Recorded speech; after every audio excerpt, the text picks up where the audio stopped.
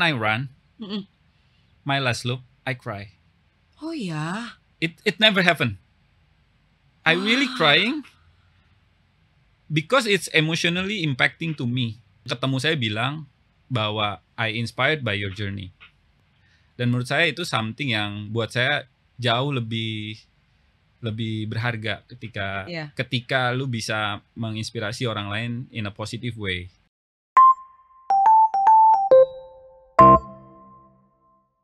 Halo, salam sehat, salam semangat. Selamat datang di Molari Podcast. Mari obrolin olahraga lagi. Kali ini kita kedatangan narasumber. Beliau adalah seorang sponsored atlet Herbalife.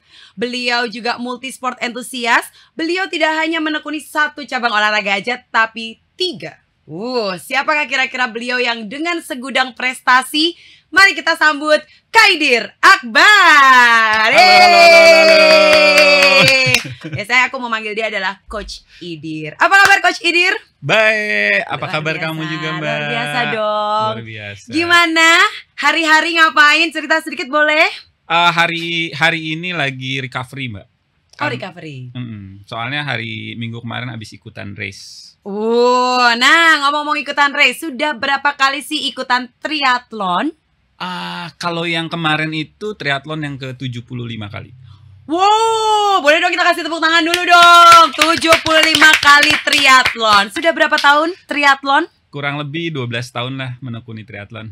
Wow, 12 tahun tentunya dengan konsistensi dan dedikasi tinggi ya. Iya. Untuk bisa bertahan selama 12 tahun. Boleh nggak ceritain sedikit prestasinya dong Mas Idir?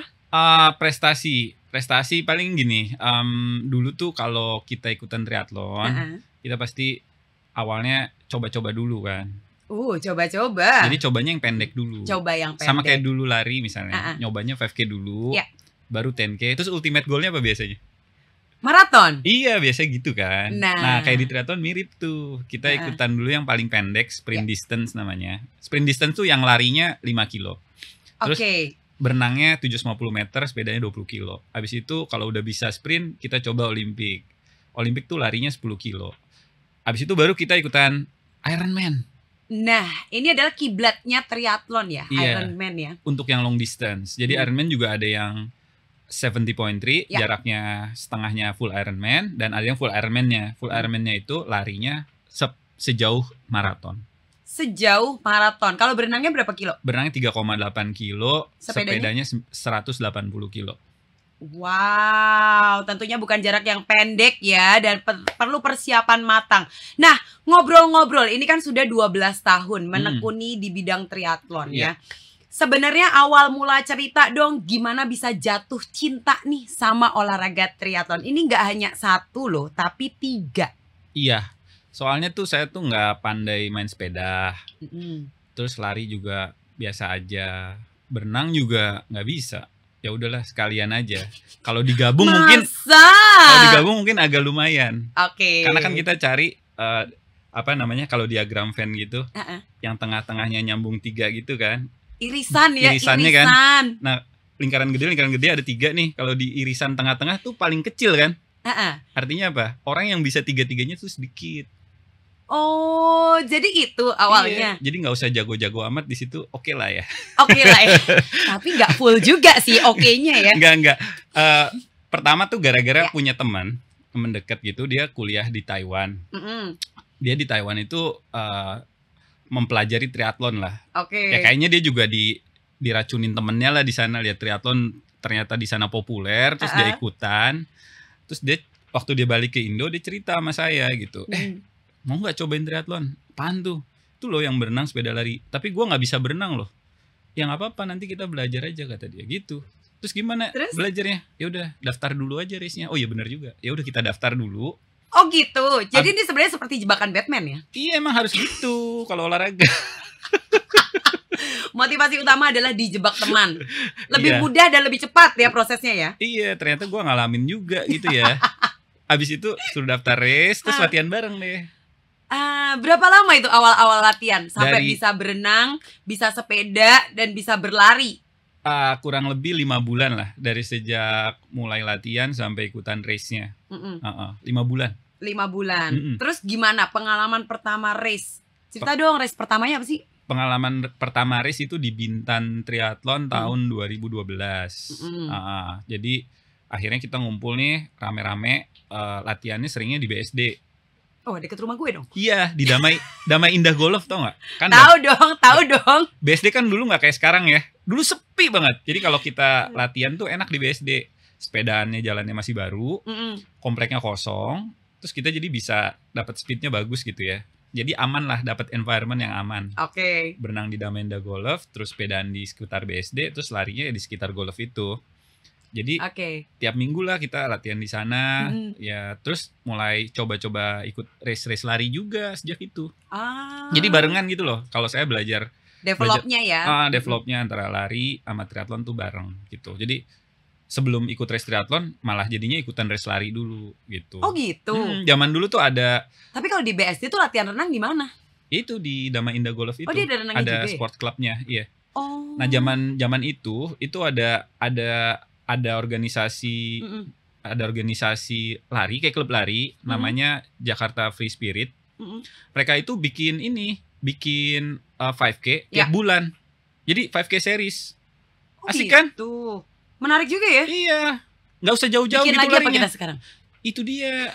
Jadi tiap bulan tuh ada race tapi 5K gitu. Jadi dan lo ikutan semua tuh? Iya, jadi Februari race, Maret race, April race, tapi 5K aja terus. Tapi kan lumayan loh kalau dikumpulin setahun.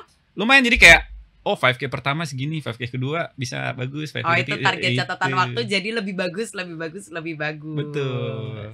Tapi kan sebenarnya kalau sekarang ngomongin lari ya, lari itu kan persiapan maraton itu kan bukan cuman sekedar lari aja kan, ada banyak banget kan programnya kan. Banyak. Apa aja coba cerita dong.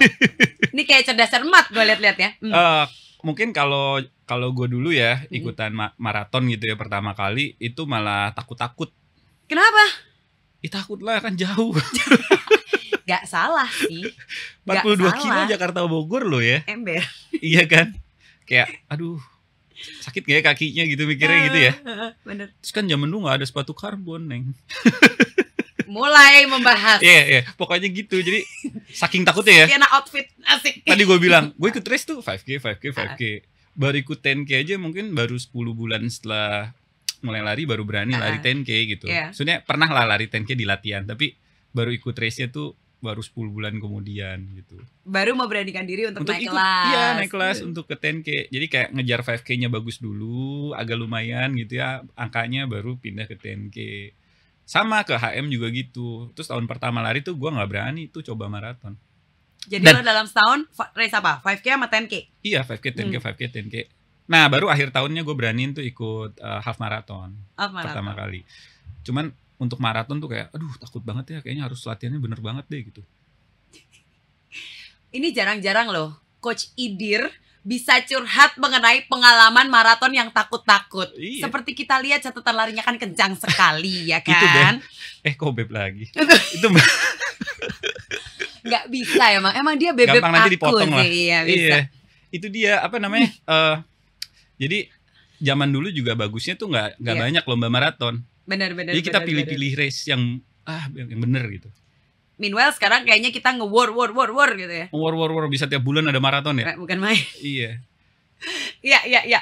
Tapi ternyata menarik ya. Nah, tapi berprosesnya itu berapa lama? Akhirnya lo berani ya udah deh, gue ambil maraton deh gitu. Nah, itu waktu itu tuh hype lari tuh juga cukup tinggi tuh di Jakarta. Jadi dari tahun 2011, 2010 itu ada Indo Runners. Nah, itu yang mulai bikin rame tuh Indo Runners menurut gue ya. Terus ada Jakarta Free Spirit. Yeah. Terus ada banyak grup lari muncul ya yang baru-baru. Terus akhirnya Jakarta itu bikin Jakarta Marathon waktu gubernurnya Pak Jokowi. Berarti berapa Jakarta tahun? Marathon pertama tahun 2013. Nah, itu hype-nya makin gede kan. Karena Jakarta ada maraton nih gitu. Terus abis itu jadi tergoda dong. Apa lo dijebak lagi? Gua harus ikutan. Karena itu race pertamanya Jakarta Marathon. Jadi kayak momentumnya dapet gitu loh. Oh iya, masuk. Pas diumumin, mau ada Jakarta Marathon. Ini saatnya yang tepat nih gue untuk coba maraton di kota gue sendiri. Emang ada pride-nya sih ya emang ya. Kalau kita berlari di kota kita sendiri tuh sejujurnya ada kebanggaan tersendiri, punya special place ya, buat hati sendiri pastinya. Dan itu mungkin rute yang biasanya kita mungkin lalui, tapi buat kerja. Iya. Bukan buat lari. Iya, karena kalau lihat maraton-maraton lain di seluruh dunia gitu, warganya juga sangat menghargai sendiri sama eventnya itu tersebut. Benar, ya mungkin karena mereka juga punya long history ya, ada yang udah 40 tahun, ada yang udah 100 tahun kayak Boston gitu kan udah lama gitu ya. Ya ketika muncul Jakarta Marathon untuk pertama, gue jadi wah, I will become a part of the history of this marathon gitu kan. Inilah wajah-wajah Jakarta Marathon pertama. Berarti orang lama. orang lama gitu. Oke. Nah, tapi kan ini kalau kita ngomong ya 12 tahun bukan perjalanan yang singkat. And still counting of course ya kan. Nah, sebenarnya tantangan terbesar apa sih yang dihadapi? Kalau boleh bilang 12 tahun itu pasti nggak mungkin mulus ya kayak jalan tol ya. Gitu pasti ada ups and down-nya. Nah, apa sih sebenarnya yang dihadapi oleh seorang coach Idir nih selama 12 tahun berkarir? Kalau saya mau menyoroti tuh fenomena yang ada di sekitar saya sebetulnya. Apa tuh? Wah, panas nih kayak ini. Iya. Karena misalnya saya kan mulai triathlon sama teman-teman pada waktu itu ya, tahun 2012 ya. Terus lihat sekarang gitu, berapa orang sih yang masih stay di triathlon masih ikutan race, masih itu. Ketahuan jadinya bahwa sebenarnya kayak kita olahraga itu apa sih yang harus kita pertahanin gitu. Ternyata kalau kita pengen bisa tetap, ya tujuannya kan macam-macam ya. Kita pengen bisa fit dengan olahraga, sehat dengan olahraga yang kita tekunin itu butuh konsistensi, dan kita butuh endurance juga untuk bisa mempertahankan lifestyle-nya kita dengan endurance sport ini. Itu yang menurut saya konsistensinya selama ya lebih dari 10 tahun itu sesuatu yang sulit dilakukan gitu. Iya, itu yang makanya jadi menarik. Apa yang bikin tetap konsisten dan stay selama 12 tahun perjalanan ini? Ada dong pasti bosen gak sih? Ada. Cerita dong. Jadi, adanya kenceng banget lagi. Ada. Oke. Jadi kalau saya tuh mempertahankan motivasinya adalah dengan mengajak orang-orang sekeliling saya. Oh, ini nih yang suka menjebloskan berarti teman-teman. Enggak ya, bercanda. Bener. Karena gini, ketika kita sudah tahu nih bahwa sesuatu itu punya manfaat yang besar bagi kita, kita mulai mencoba mengajak orang lain, khususnya orang dekat kita, untuk melakukan hal yang sama supaya dia mendapatkan manfaatnya juga seperti kita. I see. Iya kan? Yang pertama itu. Yang kedua, akan lebih menyenangkan kalau teman main kita juga teman lari kita, teman triathlon kita, teman sepeda kita. Biar bisa nge-trip bareng juga guys. Circle-nya sama. Benar. Iya kan? Satu frekuensi. Jadi kebiasaan saya kalau ada di lingkungan baru, misalnya saya lagi punya berkantor di mana gitu ya, atau punya kerjaan apa. Di lingkungan itu saya create environment yang orang-orangnya saya ajakin untuk ikutan gitu. Jadi saya pernah bikin klub lari ini, klub lari itu. Kamu nggak pernah diajakin? Aku bukan circle kamu ya? Belum, kita nggak pernah kerja bareng. Oke, gue tandain yang ini. Jadi menyenangkan ternyata. Akhirnya apa? Ya emang orang deket kita juga orang yang akhirnya terus saya ketemu banyak orang baru. Betul. Yang mereka adalah newbie. Ketika kita berada di sudut pandang newbie, semuanya jadi exciting. Betul. Kalau orang udah kelamaan tuh biasanya gue udah pernah nih, gue udah pernah itu. Ini udah deh gitu ya. Terus setelah kita udah pernah tuh gue mulai shift nih. Gue mau ngajak orang lain dan bantu dia untuk achieve something. Dan nanti gue akan ada di perspektifnya dia. Jadi gitu caranya. Jadi everything is new again. Oh, ini menarik loh. Jadi mengubah perspektif ya, bukan sebagai kita ini orang-orang lama ya kan. Ini kita newbie yang mau achieve sesuatu, mencoba hal baru, mungkin yang sebelumnya belum pernah dilakuin. Betul. Ya kan. Dan juga menularkan virus positif sebenarnya kan, pola lifestyle yang bagus. Betul. Oh, that's nice. Dan kita juga harus berusaha cari variasi dalam olahraga. Gitu. Betul. Mungkin ini agak unik ya. Kalau saya mungkin menekuni triathlon menekuni lari gitu ya. Sepeda juga iya. Jadi sepeda pun ada race-nya macam-macam tuh. Ada race yang time trial, ada race naik gunung, ada race yang jauh-jauhan. Nah, itu juga banyak variasi di dalamnya. Terus kemarin juga mulai nyobain lari gunung lagi gitu. Jadi dalam satu periode nih, misalnya dalam 1 bulan saya bisa ikut 4 race yang berbeda setiap minggunya gitu. Biar nggak bosen. Wow. Jadi kadang memang kita harus cari cara sendiri supaya kita juga tetap exciting sama sesuatu gitu. Either way you try new things, yes, or you take somebody to try new things, or maybe you challenge yourself to do something yang emang makes you want to do it. Kayak misalnya kayak tahun lalu misalnya saya ikutan Paris-Brest-Paris, itu sepedaan 1.200 kilo di Paris. Dari Paris ke Brest terus ke Paris tuh 1.200 kilo. That's something new for me gitu. Jadi setahun itu aku fokus ke sana gitu.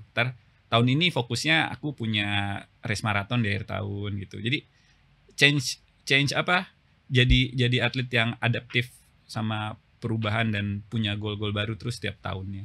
Oh wow, keren banget. Tepuk tangan dulu dong. Luar biasa Coach Idit. Tadi kan udah sempat di-spill sedikit ya. Ketika aku berkantor di mana, ngobrol-ngobrol hari-hari ngapain sih Coach? Saya 9 to 5 juga sebenarnya. Oh ya? Iya, 9 to 5. Ini new juga buat aku. Selama ini kenal Coach Idit taunya nge-coaching aja.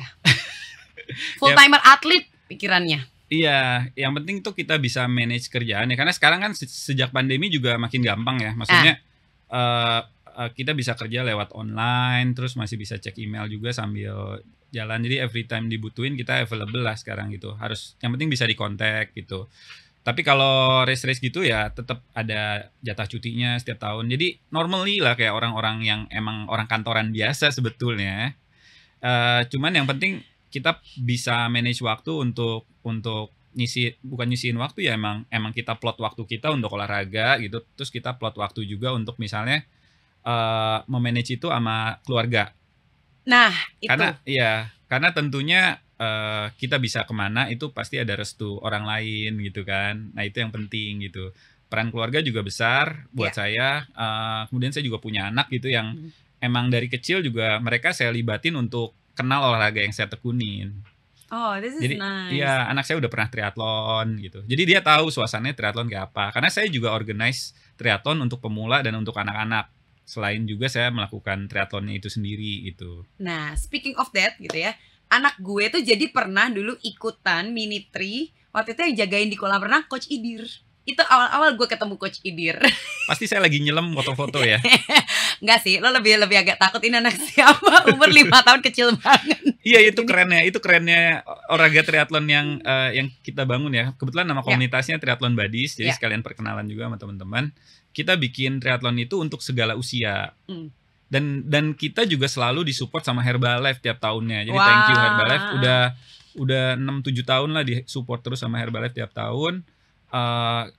Mulai dari anak 5 tahun kita punya sampai peserta kita yang paling tua tuh terakhir 64 tahun. Oh wow.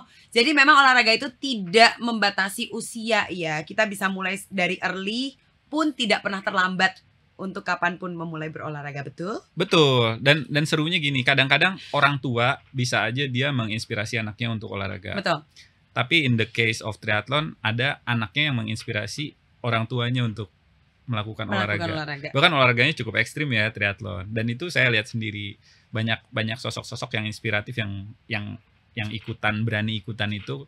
Ya mungkin awalnya karena dijorokin, dijeblosin gitu. Tapi by the end of the day they will get the sense of achievement yang itu mungkin banyak hilang dari orang-orang dewasa. Achievement itu banyaknya pasti waktu kita zaman sekolah ya. Tiap minggu pasti ada juara menggambar lah, dapat achievement apa. Tapi once kita dewasa, kejebak di rutinitas kerjaan, achievement kita makin dikit. Makanya banyak orang suka ikutan race karena mereka dapat medali by the end of the race, ngerasa dapat something, dihargai. Itu juga part of achievement dong. Part of achievement kan? Yang you can celebrate it. Dan you can keep it. And you can memorize it. Exactly. Because that's gonna be something that you will remember when you old. Nah, tapi tadi kalau menariknya adalah ini kan kalau misalnya kita mempersiapkan sebuah race ya, kayak waktu itu Paris 1.200 km bersepeda gitu ya kan, butuh 1 tahun, is it? Nah, itu gimana dengan sehari-hari kita harus kerja 9 to 5, terus harus punya plot waktu. Biasa Coach Idir kalau latihan kapan sih? In the morning. Jam? Karena kalau in the morning itu kita bisa nggak keganggu waktunya. Dibandingin misalnya kita siang atau sore atau malam. Karena once kita udah mulai masuk ke pekerjaan, rutinitas yang lain, itu bisa aja nanti ada agenda dadakan. Iya, kayak misalnya meeting tiba-tiba atau lembur tiba-tiba, jadi nggak controllable. Tapi early in the morning, kayak sepedaan itu bisa mulai dari jam 5 pagi, biasanya habis sholat subuh gitu, udah mulai sepedaan jam 5 pagi sampai jam 7 misalnya. You get 2 hours, habis itu beres-beres ke kantor masih sempet. Oh gitu membagi waktunya. Nah, kalau ngomongin membagi waktu juga dengan keluarga ya, mungkin kalau praktis latihan buat race bisa dilakukan di early in the morning. Tapi kalau misalnya kita ngobrolin waktu keluarga, sebenarnya quality time-nya kapan? Ya, it is a teamwork sih yang pasti. Maksudnya kalau kalau keluarga yang lengkap ya, punya ibu, punya ayah gitu, is a teamwork pasti, karena kita juga harus deal with it, jadi bagi-bagi tugas gitu. Yang pasti ya, kalau saya misalnya sering keluar race sendirian gitu, kalau saya kayak redemption-nya tuh jadi lebih sering ini staycation bareng keluarga. Gitu. Jadi kalau lagi off race gitu ya. Even in Jakarta. Oh iya. Jadi karena kan kalau staycation jadi this is nice. You were in the same place, terus doing activity together gitu. Walaupun cuma berenang bareng atau atau sarapan bareng gitu. Tapi sering banget gitu. Jadi kayak ya itulah, kalau misalnya 2 minggu berturut-turut ikut race, nextnya harus staycation bareng gitu. Part of recovery juga kan, race-nya kan. Soalnya dulu tuh aku ajak ya keluarga. Lama-lama mereka nanti ayahnya capek kalau lagi race gitu. Pengennya tidur cepet. Ya kan kalau race kan gitu kan. Iya lagi. Kalau habis maraton kita cuma makan, tidur. Sebelum race diajak capek-capekan nggak mau. Abis race udah capek nggak mau juga. Serba salah. Abis itu kayak emang kamu Raisa serba salah. Yaudah race-nya sendiri aja. Sampai nanti anaknya bener-bener gue mau race, ya udah ayah temenin gitu kan, beda. Oke, benar. Jadi ini adalah teamwork ya. Jadi cara membaginya, mungkin Coach Idir love language-nya adalah quality time. Jadi bedah love language. Oke, Coach, dari 12 tahun nih, apa momen achievement yang paling Coach sampai sekarang memorable? Maksudnya gini, gue udah kepengen banget nih dari dulu. Pokoknya gue harus bisa menangin yang ini, dan akhirnya sudah terwujud. Well, yang pertama to finish something dengan tingkatan yang tadi berprogres itu it's achievement itself gitu ya. Cuman yang mungkin memorable itu adalah sebenarnya waktu saya menuliskan itu dalam menuliskan pengalaman saya dalam sebuah blog. Jadi waktu saya pertama kali maraton yang di Jakmar tadi cerita, itu saya bikin blognya. Jadi a story about the journey. Jadi saya tulis tuh saya larinya apa aja, ceritanya gimana waktu race-nya gitu-gitu. Abis itu saya terusin lagi. Sebenarnya it's a part of my journey to do my first Ironman. Apa first Ironman-nya? Iya, first Ironman-nya itu tahun 2014 di Malaysia. Ironman Malaysia 2014. Oke. I mean, karena saya memang mau fokus ke triathlon, dan Ironman itu adalah sebuah pencapaian yang emang pengen saya kejar, dan maraton itu is a part of that journey juga. Terus the whole prosesnya saya documented di blog itu. And then waktu it happens, belum banyak orang Indonesia yang finish Ironman. Maybe I'm the first 10% lah yang pertama kali finish Ironman di Indonesia gitu. Dan saya tetap ingat ya waktu the moment when I race, gitu ya. Khususnya waktu saya lagi lari, tuh larinya tuh di sekitar kota Langkawi lah. Langkawi itu pulau ya. Terus ada pusat kotanya, ada city centernya gitu. Jadi kita lari tuh ngelewatin city centernya tuh 4 kali loop. 4 kali loop. Muter gitu ya, 4 kali loop. Jadi totalnya kan 42 kilo jaraknya. Lap 1 larinya biasa aja gitu. Lap 2 biasa aja juga. Terus? Tapi setiap kali lewat lap itu kita ngelewatin garis finish. Jadi misalnya finish streaknya, kita lewat, cuman kita di sampingnya. Jadi kita lihat orang yang udah duluan finish nih. Oke. Nah pas lap 3, disitulah mulai saya ngerasa, oh akhirnya for these 2 years, I train for this for 2 years, and then gue udah mau approaching the finish line. And then semua latihan yang saya lakuin, pengorbanan dan race previously, karena itu nggak mudah dan nggak gampang gitu. Karena kecuali misalnya udah banyak orang yang ngelakuinnya, lu punya contohnya, banyak orang yang guide lu gitu, itu kayak lebih mudah kan. Tapi ketika lu jadi orang yang baru pertama kali di komunitas, lu juga termasuk orang yang baru awal-awal gitu, lu ngerasa you do everything, you put your heart on that gitu ya. Itu emotionally memuncak banget. Sampai I don't know why, when I run, my last loop, I cry. Oh ya? It never happened. I really crying because it's emotionally impacting to me. Like everything muncul emosinya. Yes. Pas lihat garis finishnya, saya mau lap terakhir, I just cry. Itu kayaknya momen itu nggak bisa diulang. Walaupun saya udah pernah marah Ironman lagi, tuh nggak pernah terjadi. Cuman di momen itu aja yang pertama. Gitu. Wah, tapi mau work hard pays off ya. Iya, emang you have to live with that moment aja gitu. Terus pas udah finish, I'm so happy. Ya zaman itu I'm quite famous at that moment gitu ya, karena belum banyak teman-teman yang udah pernah gitu. And then I write it on the blog. And then few people yang ketemu saya bilang bahwa I inspired by your journey. Dan and then they do it also for themselves. Dan menurut saya itu something yang buat saya jauh lebih berharga ketika lu bisa menginspirasi orang lain in a positive way. Dan itu adalah the power of you're documenting the journey. Kalau lu nggak documenting itu, nggak bisa cerita sama orang lain apa yang udah lu lakuin, it's gonna be like, lu keep it for yourself. Benar. Tapi ketika lu bisa present it ke orang gitu, in a good way, dan lu nggak tahu siapa yang baca blog lu.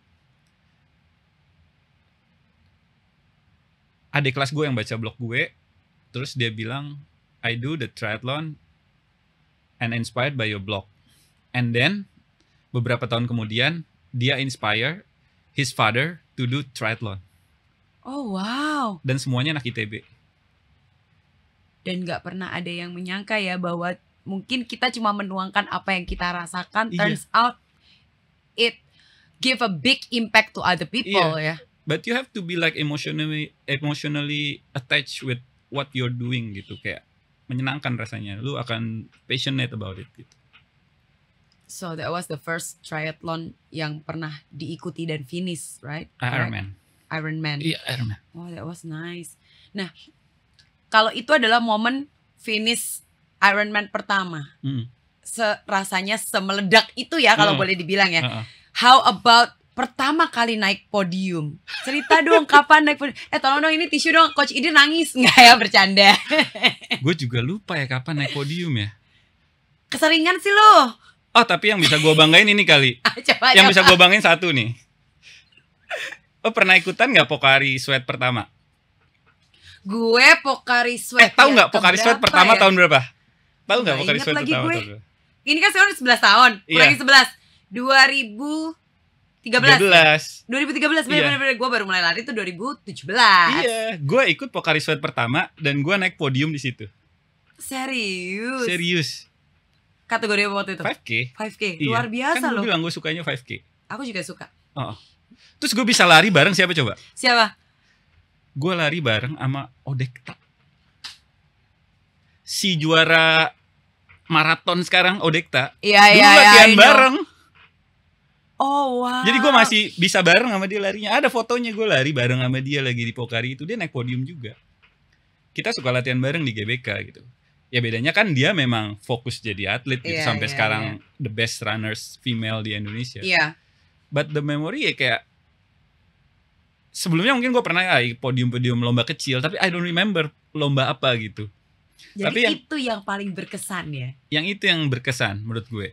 Karena it's a big race gitu. Proper race gitu kan. Terus nangis lagi nggak? Enggak, di situ mah happy aja. Happy aja. Oke. Ini menarik ya. Ternyata dulu adalah teman pertama naik podium adalah Odekta. Iya, enggak bareng dia lah kan sama cowok. Iya. Maksudnya zaman itu dia baru mulai naik juga. Iya. Seru kan liatnya jadinya. Seru. Iya. Gue juga seru ini dengernya. Gue nggak tahu ini kalau nggak cerita sama lu, nggak ngobrol sama lu. Dulu mah. Bukan main. Bestia nama dia udah terkenal sih. Susah deh. Oke, balik lagi. Kalau tadi kan kita sudah ngomongin prestasi-prestasi yang paling berkesan mungkin ya, yang paling tidak bisa dilupakan dan memorable pastinya. Nah, tadi kan kita juga sudah ngebahas bagaimana your support system, your family, how to support you in your career gitu ya. Tapi sebenarnya bagaimana sih dukungan mereka selain ya oke lah, mungkin punya quality time bareng is part of the support gitu. Tapi bagaimana faktor keluarga ini, para support system ini mendukung sekali hingga akhirnya karirnya bisa sustain sampai sekarang dan keren banget achievementnya dan terus menginspirasi semua. Yeah, because they know if that taken away from me, it's not me again. Jadi kayak udah internalized to myself gitu, about the sport, about running, sepeda, terus triathlon gitu. Udah terlalu jadi DNA-nya gue gitu. Iya. Jadi mereka juga ngelihatnya oh ya emang lu passionate di situ dan ya kita saling support aja karena gue rasa misalnya gue harus ninggalin anak-anak, ada istri gue yang ngurusin anak-anak gue dan gue percaya dia bisa taking care dengan baik gitu dan itu ya it's a part of the teamworknya di situ. Lu pernah nggak disambut di garis finish? Gue seumur-umur race kagak pernah disambut di garis finish. Gue nggak pernah sama sekali. Itu yang gue bilang loh yang gue sedih loh gue. Yang bawa anak-anak race triathlon gitu. Jadi sebelum finish nih misalnya kayak 100 meter, mereka udah nunggu, terus kita lari bareng gandengan tangan. Maksudnya gue kasih memori itu buat anak-anak gue waktu mereka masih pada kecil ya. Pada jadi kecil. mereka inget terus ya. Iya, terus anak gue yang kecil itu pertama kali gue ajak lari tuh umurnya belum 2 tahun loh. Oh iya. Ada kids run gitu di British School di Bintaro. Gue ikutin. Awalnya dia lari-lari terus pas dia capek gue gendong. Terus pas mau finish gue gandengan gitu. Belum 2 tahun loh. Peserta paling kecil banget gitu. Kecil banget sih. I mean ya dengan ngelibatin mereka di situ mereka akan lihat. Sekarang ya mereka lihatnya gimana ya juara nggak gitu. Udah. Dia mulai terbiasa ya ayahnya juara ya. Jadi itu yang luar biasa ya. Enggak, sekarang nanya bukan gitu lagi. Oh serius loh? Dapat hadiah berapa? Nah, itu anak lu cerdas. Udah makin gede makin tahu nominal. Kacau nih podcast kita nih. Tapi menarik ya bahwa karena gue jujur ya, gue tuh seumur-umur ikut race dari mau race 5K, 10K, maraton, ultra, kagak pernah coy seumur-umur namanya disambut di garis finish. Udah satu kota padahal ikut. Nggak ada, mereka lebih sibuk tidur. Itu sih alasannya salah satu yang kayak ngajak ikut race kayaknya aduh nanti bangunnya jam berapa gitu. Kalau kita kan jam 3 ya kadang-kadang ya. Jam 3 harus udah jalan gitu ya. Pengorbanannya ya. Oh nggak mau kan? Belum malamnya nggak bisa tidur kan? Nggak bangun guys. Sekarang udah jago tidur. Ya kan body alarm lo udah terschedule. Pokoknya jam 8 udah di kamar aja langsung matiin semua, udah siap-siap. Langsung blek. Kalau nggak gitu susah. Ya kan? Gue nggak bisa coy. Gue masih tetap melek sampai midnight. Tapi ada tipsnya supaya walaupun lu nggak bisa tidur. Nah, gimana coba? Jadi walaupun lu nggak bisa tidur di H-1 is sesuatu yang wajar. Karena semua mengalaminya, even elit pun mengalaminya gitu ya. Nervous ya. Ya, jadi biasanya gue akan menyarankan ke teman-teman, at least H-2 atau H-3, lu punya a good long night sleep. Tapi caranya gimana coba? Ini kan maksudnya jadi kadang kerja ya. Betul. Seperti yang tadi bilang ya, kadang-kadang uncontrollable gitu ya. Betul, tapi tidurnya lebih controllable, Bu. Tidur gitu lo, ya? Walaupun lo telat tidurnya jam 10, cobalah untuk gak pasang alarm buat besoknya. Jadi misalnya lo dapet quality time 8 jam tidur, atau 7 jam tidur it's a privilege buat orang Jakarta lah. Exactly. Karena kayak waktu jam tidur gue tuh kayaknya cuma sekitar 5 jam max deh. Iya, sekarang kalau besok event gitu kan. Of course gue akan standby jam 2 pagi kan. Gitu. Oh gitu tips and triknya. Jadi sangat wajar ya ketika kita nggak bisa tidur sebelum race ya, tapi usahakan itu ada quality sleep sebelumnya. Paling enggak H-2 tuh nggak akan ada resah mau race-nya, itu nggak ada. Jadi kita lebih bisa kontrol. Ini menarik. Jadi ini buat teman-teman semua yang lagi menyaksikan podcast kita ya. Ini boleh dicontoh buat teman-teman yang mungkin baru memulai juga olahraga lari ya, yang kadang-kadang masih suka nervous besok, apalagi kalau besok naik kelas nih Virgin 10K, Virgin HM gitu ya. Suka resah dan gelisah. Ini bisa dicontoh juga. Nah, ini kalau misalnya kita sekarang ngomongin anak-anak Gen Z suka pakai istilah mental health matters. Bagaimana cara memanage untuk ya sekarang kalau misalnya kita bilang kadang-kadang ya kita menjaga kesehatan mental dan fisik nih kan harus seimbang ya, antara berkarir nih khususnya sebagai pekerja 9 to 5, terus kemudian juga sebagai atlet gitu, sebagai coach. Sibuk ya Idir ya, gue lihat-lihat ya. Gimana tuh coach? Untungnya kita bukan Gen Z. Kita Gen Z. Kita cukup jadi ini ya, jadi 90s fest nanti. Kita cukup beruntung ya untuk lihat perkembangan teknologi. Dulu kan nggak ada telepon genggam, pernah ngalamin. Telepon harus dari rumah, telepon harus pakai koin, telepon harus pakai kartu ya kan. Telepon harus kuartel gitu kan. Terus handphonenya segede badak gitu, pernah kan. Itu mendingan gue masih pakai pager. Habis itu pager Nokia pisang, terus sampai sekarang gitu ya. Ya jadi emang beda. Tapi kalau yang lu bilang kalau itu lebih ke apa ya? Lebih ke how you manage aja sih, karena beda-beda pasti. Maksudnya it's a generational thing gitu, vibes. Tapi sebenarnya di level individual tentunya kayak keluarganya juga punya peran penting untuk ngebentuk kepribadian orang ya kalau menurut gue. Tapi paling enggak in sport kan kita belajar banyak hal yang positif ya, seperti kalau lu mau bagus hasil larinya, lu have to put works on that gitu kan. Lu harus bisa latihan, you get a good structured training is a positive, and then you discipline with the training plan that you made gitu ya. Cuman stresnya jangan sampai kayak, aduh gue lagi sibuk terus nggak bisa lari gitu-gitu. Kecuali memang pekerjaan lu adalah lari. Kalau pekerjaan lu bukan lari, lo punya variasi hidup istilahnya gitu kan. Kecuali kayak kerjaan lo ya udah monoton tiap hari lari gitu. Ya kalau lari buat pekerjaan adalah emang penghasilan lu di lari, itu beda. Terus gitu. Makanya posisinya, gue masih punya kerjaan lain nih, jadi santai aja kalau lari gitu.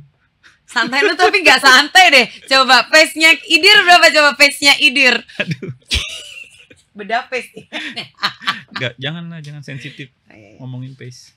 Nanti kita lihat ya Idir yang habis naik podium ini. Naik podium apa lagi ya? Tapi soal podium tuh yang penting pintar-pintar pilih race loh. Oh gitu. Apa tips and triknya biar pilih race itu yang tepat? Itu yang gue bilang tadi, yang diagram Van. Kalau di lari nih sekarang orang makin kenceng. Biar lo irisannya kecil. Di sepeda juga sama, orang makin kenceng-kenceng. Di berenang juga ada spesialisasinya. Tapi pas di triathlon, gue tahu nih arahnya. Iya kan? Makin dikit lagi tuh orangnya. Jadi intinya Idir akan menjebloskan kalian semua masuk triathlon. Biar rame. Biar Idir ada pesaingnya lah ya. Iya. Gak bagus Idir mulu yang menang. Nyobain lari basah kan? Kan triathlon lari basah. Iya, bener. Bis berenang soalnya. Jadi gak ada tuh ya alasan blister-blister ya, kaki basah ya. Dia sudah merasakan lari basah. Iya, kakinya udah kayaknya udah bebal. Oke, kalau tadi kita sudah ngomongin mengenai support system, membicarakan bagaimana memanage ya dengan seluruh aktivitas yang harus dilakukan sehari-hari dan tetap bisa stay positif untuk mengolah secara mental dan juga secara fisik. Kita kan ngobrolin mengenai nutrisi. Gimana pun kan nutrisi penting ya, sebelum, pada saat, dan sesudah race. Coba ceritain dikit nutrisi tipis-tipis Coach Idir ala Coach Idir. Iya, nutrisi itu bisa dibilang adalah fifth disiplin dari triathlon. Nah, ini penting, 5 disiplin. Disiplin triathlon kan gue duduknya ganti nih posisinya nih. Disiplin triathlon kan berenang, sepeda, lari gitu ya. Terus ada rest kan atau recovery. Terus yang terakhir baru nutrisi. Tapi bukan yang terakhir sih sebetulnya, karena when you do your sport, you have to fuel your sport. Nah ini kan olahraganya banyak nih, 3 cabur. Nah terus nutrisinya gimana? Iya, kebetulan karena gue sponsored by Herbalife, ya kan. Jadi gue juga pakai tiap hari tuh produk Herbalife gitu ya. Kira-kira nih, Mbak juga kan olahraga dong. Iya. Wah ini kayak gue kena nih. Iya. Lanjut. Jadi kalau habis olahraga tuh biar recovery-nya bagus, biasanya kita konsumsi apa? Kok gue yang nanya ya, jadi terbalik. Iya, kenapa jadi lo yang nanya ya? Kan ini harusnya gue yang nanya. Iya, pasti konsumsi protein dong. Iya kan. Nah iya, gue pakai protein dari Herbalife. Itu post kan? Iya, buat post. Recovery kan. Sebenarnya juga selain post juga buat everyday life-nya juga consume. Tapi kebetulan karena siklus hidup kita emang pagi-pagi kita olahraga. Post olahraga kita konsum protein agak tinggi, sama satu lagi saya biasanya konsum before bed itu protein juga agak tinggi, karena proses pemulihan otot-otot itu justru terjadinya pada waktu kita tidur itu kan. Iya. Kalau habis olahraga memang buat promoting a better recovery. Kalau sebelum tidur promoting supaya pada saat proses perbaikan sel-sel tubuh itu dan otot juga bisa berjalan dengan lebih baik gitu. Jadi biasanya minum shake Herbalife 2 kali sehari. Itu pagi dan malam? Pagi dan malam biasanya. Pagi dan malam. Kalau pre-workout lu minum juga nggak? Pre-workout dari Herbalife juga ada produknya namanya Nightworks. Itu konsepnya tuh kayak buah bit, tau nggak buah bit? Tahu, yang merah itu kan? Yang merah itu. Buah bit itu terkenal sebagai one of the superfood in endurance sport. Karena buah bit itu memiliki kandungan nitric acid. Nitric acid itu dia ketika kita konsum, dia akan trigger si sel-sel di pembuluh darah kita untuk say, hey, just relax, and they will expand. Jadi pembuluh darahnya yang tadinya misalnya salurannya segede gini, they will expand. Dengan pembuluh darahnya expand, jadinya blood flow-nya akan lebih banyak lagi untuk menyalurkan nutrisi-nutrisi atau yang kita konsum itu ke otot-otot kita. Jadi otot kita jadi lebih powerful, lebih endure juga. Jadi itu yang hari-hari lu minum ya? Ya, jadi itu yang lu bilang pre-workout. Ya, jadi sebelum workout kalau mau blood flow-nya lebih bagus, minum Nightworks dari Herbalife. Terus kalau tadi kan konsumsi setelahnya kan protein ya, buat better recovery. Nah kalau pada saat race, biasa lu makan apa? Duringnya itu biasanya energi gel ya. Cuman mungkin kalau Herbalife itu dia punya produk-produknya untuk yang belum masuk sini, yang untuk yang energy gelnya gitu. I see. Jadi saya pakai brand lain. Jadi memang sudah lengkap ya sebenarnya Herbalife ya, pre, pada saat dan after atau post recovery-nya. Tapi kalau race-nya pendek kayak 5K kan we don't need to consume anything. 10K bahkan juga bisa enggak sih gitu. Itu karena, berarti long distance ya. Kalau udah biasa less than 1 hour ya larinya gitu. Takut banget less than 1 hour. Ini 10K-nya kayak sub 35 ya. Sub 35 nih yang 10K ya. Oke, Coach, ini sudah mendekati akhir-akhir dari podcast kita. Mau dong denger dulu. Jadi apa sih sebenarnya cerita dari seorang Haidir Akbar dalam perjalanan karir pada awalnya mencoba race lalu jadi coach? Lu punya gak sih pengalaman yang unik tidak terlupakan? Tiba-tiba kenapa bisa jadi coach sih? Iya, kenapa ya? Sebetulnya ini sebenarnya tuh gue nggak tahu ya narsumnya yang mana gitu ya. Gue tiap kali nanya gue yang balik ditanya, bingung gue. Sebetulnya balik lagi ke olahraga yang gue tekunin. Karena mungkin olahraga yang gue tekunin itu, gue termasuk orang-orang yang jadi perintis lah di Indonesia ya. Terus di komunitas jadi perintis. Dan gue suka race. Karena gue suka race, gue suka ikut race di sini, di situ, di sini, di situ, di situ. Dan dengan banyak ikut race itu, karena di triathlon agak unik ya. Setiap race tuh teach you something. setiap race ngasih pembelajaran buat lo. Dan karena koleksi race-nya udah banyak, and I made a lot of mistake, and then I learned from my mistake. Biasanya kita bisa sharing ke orang supaya orang itu not doing our mistake. Jadi kan scale pembelajarannya beda dong. Betul. Kan lu nggak harus bikin mistake lu sendiri kalau orang lain udah bilang. Exactly. Jadi lu nggak usah. Jangan kecemplung di lubang yang sama iya, ya. Bisa gua aja. Bisa cerita kayak gitu. Dan karena suka storytelling, jadi maksudnya suka cerita gitu sama orang-orang, membagi lewat blog, membagi lewat Instagram lah gitu. Akhirnya banyak yang minta gue untuk memandu mereka. Untuk misalnya mau ikutan triathlon gimana ya caranya. Profesi coach di triathlon itu juga belum ada. Oke. Masih mungkin ada ya, tapi yang mereka lebih fokus ke atlet ya. Tapi kan yang nanya kan teman-teman gue sendiri. I see. Gitu. Jadi ya udahlah latihan bareng aja gue bilang. Nanti gue akan kasih show you how to do it. Ya kan? How I do it, how to do it. Dan sometimes kita juga undang-undang pelatih-pelatih lain. Baik dari dalam negeri maupun dari luar negeri, dari networknya kita lah gitu. Nah akhirnya keterusan tuh sampai bikin grup training, ngelatih mereka. Jadi karena kayak udah punya murid ya mereka manggilnya coach gitu kan. Akhirnya keterusan gitu. Jadi maksudnya gue udah dipanggil coach tuh udah lama banget gitu, dari tahun 2015 kali sama orang gitu. Gue nggak minta, kayak lu dipanggil kiai kan bukan gelar yang lu lulus apa terus dipanggil kiai, tapi karena penghargaan orang aja sama lu dipanggil kiai, bener gak sih? Bener. Gak salah, bener. Iya, coachnya bukan COACH tapi KUCH. Iya lagi, banyak lagi yang beda gitu ya. Sekarang banyak karena memang. Iya, karena memang sebetulnya yang dibutuhkan olahraga adalah orang yang bisa mengguide orang lain. Iya. Nah itu role dari coach yang juga penting gitu. Satu, mengarahkan orang lain untuk bisa melakukan olahraga itu. Yang kedua, menginspirasi orang lain juga untuk melakukan yang terbaik buat dirinya. Memotivasi juga ketika orang itu butuh motivasi gitu kan. Jadi value dari coachnya sendiri yang gue ambil, yang gue integrate ke diri gue gitu. Jadi ya itu kayak penghargaan orang aja, gue bilang gitu. Tapi lu punya nggak pengalaman yang paling tidak bisa terlupakan ketika coaching orang? Misalnya kayak gue tuh termasuk gue tuh kalau sama coach gue agak cakar-cakaran gitu ya. Jadi kayak lo dikasih menu gitu, gue protes dulu. Walaupun gue tetap ngelakuin, tapi gue protes dulu. Jadi dia terkesan sekali sama saya yang tukang bandel ini gitu. Jadi menurut gue yang paling penting adalah mengedukasi. Oke. Jadi ketika ketemu orang yang minta lu guide, lo harus educate dia untuk understanding dan juga untuk buying akan plan yang dibuat.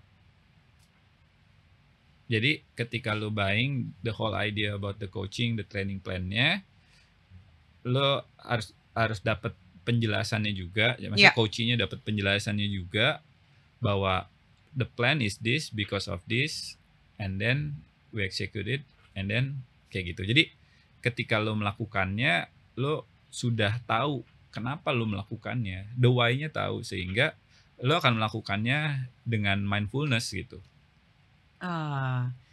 Jadi pendekatannya, approach-nya memang seperti itu ya, mindfulness dulu ya. Educate Jadi people, yes. Educate people, iya. Dikasih tahu nih kenapa lo ada variasi di training lo, kenapa ada easy. Yang paling susah malah ngajarin easy. Masa? Iya. Kenapa? Apalagi orang yang udah nih gue senang nih bagian 2 tahun nih. Gitu ya. Misalnya 2 tahun udah 2 tahun lari. Terus dia belum pernah coaching gitu ya. Terus tiba-tiba minta di coach gitu. Terus gue kasih menu gitu ya. Ini nanti isiran ya, segini isinya ya. Terus enggak tuh pasti, misalnya gue suruh 7 gitu. Pas lihat hasil larinya tuh 6-15. Kan jauh ya. Tapi lo tahu kan kadang-kadang susah kan. Kalau lo terbiasa dengan pace gitu terus tuh turun. Iya betul. Tapi gue bilang ya itu yang menariknya dari coaching gitu. Ketika lo memberikan pemahaman ke mereka bahwa dengan lo lari pelan, is gonna benefit you in the long run, in the long term. Iya. Because of this training, tujuannya adalah keeps you healthy. while you improving in your performance. Iya, benar. Itu juga lo sebenarnya latihan endurance juga kan? Karena memang kalau atlet, walaupun mereka harus menjaga mereka healthy, tapi they consider lebih banyak cederanya karena they have to perform in the highest level. Iya. Iya kan? Setuju. Coba atlet kita yang di Olimpiade berapa banyak yang cedera? Iya. Pasti dipaksakin juga karena memang mereka harus gitu. Di-push kan, lu tapi mau gak mau kan. Kalau lu gak ngelatih atlet, orang biasa, pasti punya goalnya beda. Nomor satu adalah you keep your health. Kalau bisa improving your health justru dengan olahraga. Karena that's the ultimate goalnya lu olahraga gitu. Gitu sih. Keep healthy ya, bener kan? Keep healthy. Oke. Mungkin pertanyaan terakhir Coach. Buat teman-teman yang mungkin baru memulai olahraga berlari atau mungkin menekuni triathlon untuk mencapai mimpi-mimpi mereka, coba dong dikasih kalimat motivasi. Kalimat motivasi. Iya. Kan gue jarang nih denger Coach Idir yang memberikan kalimat motivasi ya. Iya. Menurut gue yang memotivasi adalah find your dream race. Find your dream race. Biar lo tetap berusaha dan berupaya dan tentunya disiplin ya. Karena kalau kita olahraga pasti kita want to do that race. Kayak misalnya yang lagi rame sekarang, Olimpiade Paris, ya kan? Bahkan to compete in the Olympic is a achievement itself. Betul. Jadi the real value of the Olympic is the participation. Exactly. Lo bisa nyampe kualifikasi ke situ aja udah another achievement, another level, right? Iya. Menarik. Jadi find your dream race. Iya. What is your dream race? What next? Right now is Chicago Marathon. Oke. Udah mau lengkap nih kayaknya. Tapi listnya banyak gitu. Gak kelar nih. Listnya banyak. Even tahun depan gue udah tahu gue mau ikut race apa gitu. Oke, nanti kita akan ada sesi sendiri ya bersama Coach Idir dan dream race-nya dia. Kayaknya punya sesi sendiri habis ini segmennya. Iya, karena race. Terdekat deh. Karena race adalah your vacation. For me ya, race is your vacation, is the way you see the world, and then the way you know peoples, you know the culture, and it's for memory banks, for your memory of lifetime. I see. Wah, this is very nice ya. Jadi ini ya bedanya ya, bedanya ya. Kalau lu ikut race biasa-biasa aja ya, sama ikut dream race. Dan ikut dream race apalagi kalau race-nya berat, you will remember every detail of the moment. Because every race has their own story, right? Iya, kayak gini. Lu inget gak waktu minggu lalu lu lari di GBK, suasananya kayak apa gitu? Pasti gak inget, karena tiap hari lari di GBK. Tapi lu inget gak tahun lalu lari di New York? Oh inget dong, soalnya sama Giselle. Bukan gitu sih maksudnya. It's a very kebablasan nih ya, yang panjang nih. It's a very epic thing gitu. Oke, ini why? Menarik. Because you want to run in that place, in that race, in that situation. Oke, berarti itu juga salah satu sebuah motivasi dan juga saran ya buat teman-teman yang memang ingin memulai untuk mungkin lagi memulai gaya hidup sehat dengan berlari. Kalau kita tahu sekarang race juga di Indonesia banyak banget. Jangan lupa ikutan juga Herbalife Run ya buat teman-teman. It's my dream race, Herbalife Run. Because I have a good memory about it last year. I know that. I wish that you have a good memory this year as well. Of course. 15 September 2024 teman-teman ya, jangan lupa ikutan ya. Oke, kayaknya karena waktu kita sudah habis. Sebenarnya kalau kita lanjutin ini kayaknya ngobrol sama Coach Idir nggak akan ada habisnya ya. Panjang nih kalau kita curhat ya. Panjang. Oke, baik. Jangan lupa nonton Molari Podcast bareng Herbalife Run 2024 di channel YouTube Tribun News dan juga Herbalife Indonesia. Saya Alina Bramanto dan Haidir Akbar. Sampai jumpa di episode-episode selanjutnya. Dah.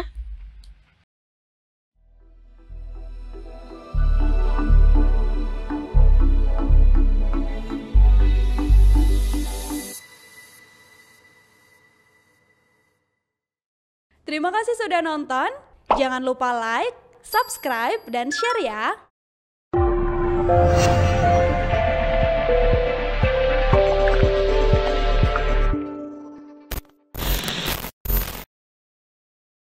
Download Tribun X sekarang. Menghadirkan lokal menjadi Indonesia.